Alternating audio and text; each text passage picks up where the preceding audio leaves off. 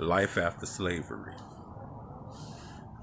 Life After Slavery is a documentary which I'm trying to start about young men, young black men, and brown men, what y'all call them, but African American men that is let go off the plantation, not given the means to survive, and end up getting back incarcerated in the Department of Corrections.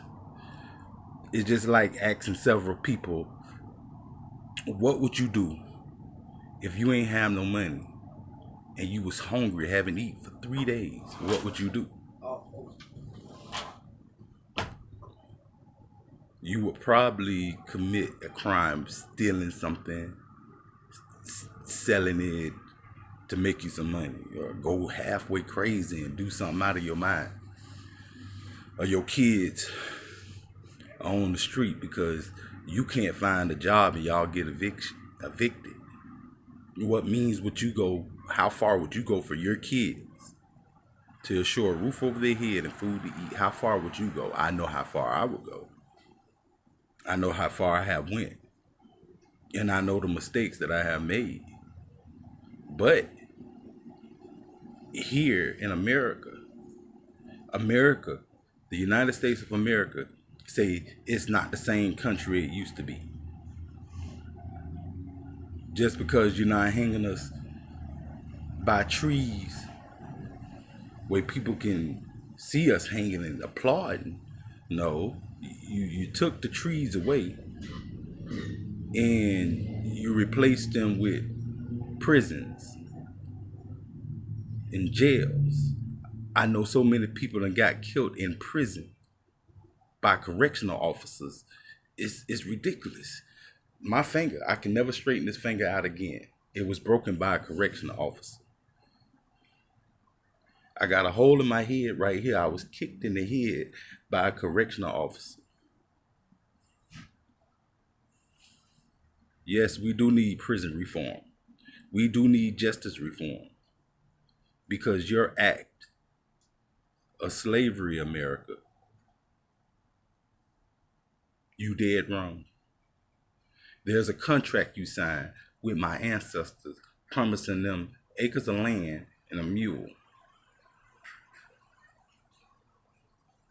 But you took that away. You lied. And I see the Democrats going after Trump. Trump is a slick man. He do a lot of wrong. Yes, he does. But at least he brave enough and a real man to just say it blunt in our face.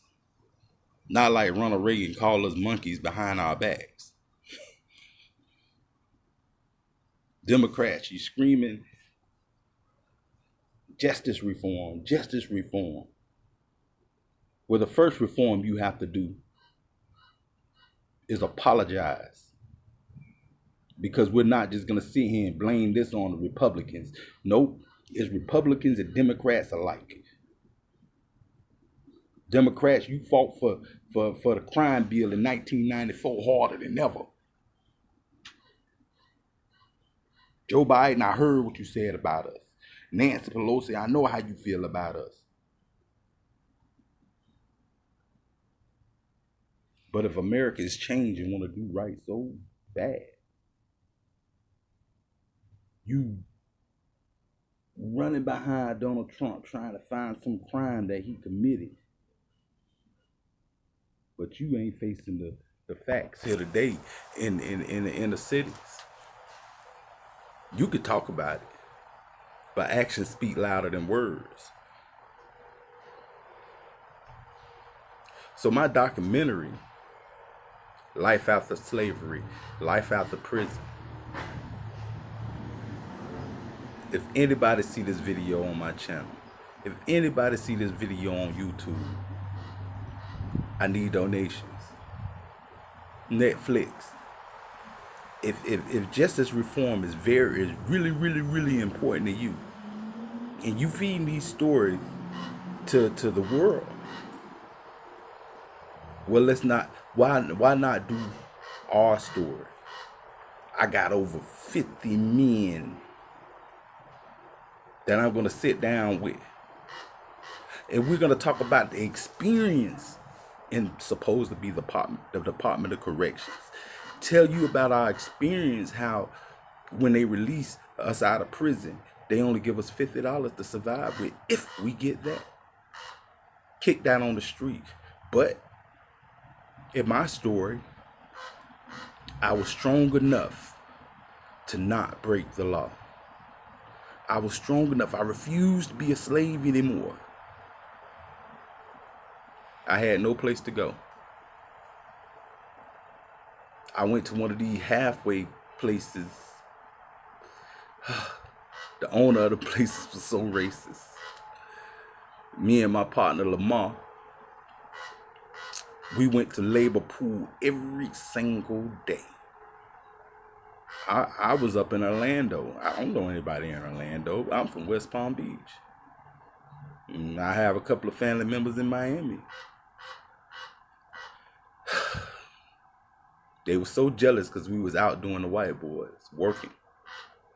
They decided to find a reason to kick us out, which made me have to go down to Miami, Florida, where my kids and my baby mama was, but they were staying in the shelter, so I couldn't stay with them. But I refused to break the law.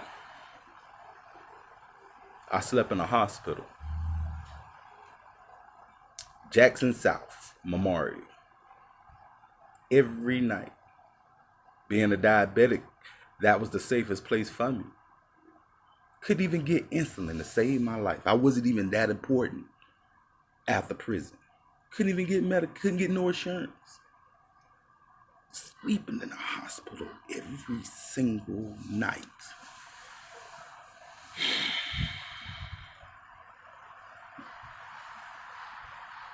Diabetes is a disease that you can lose your life from. So I packed up and moved to California. Got help for my diabetes. Got a job. And started paying taxes. That's what every American does. Moving to California. Couldn't get no driver's license. 45 years old, never had a driver's license. 45 years old, never voted. Never. Because how it's hard to survive in a place where you have no help.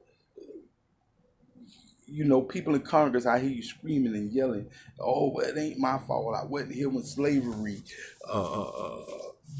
happened. I wasn't here. But you still have something to do with slavery. Yes, you was here.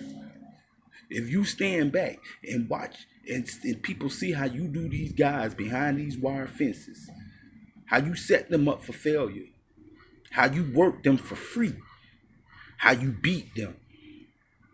Yes, you was here when slavery existed.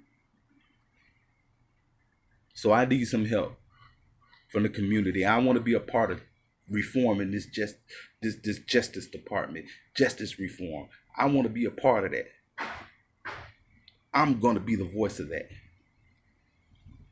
I just need donations. I don't have a real camera.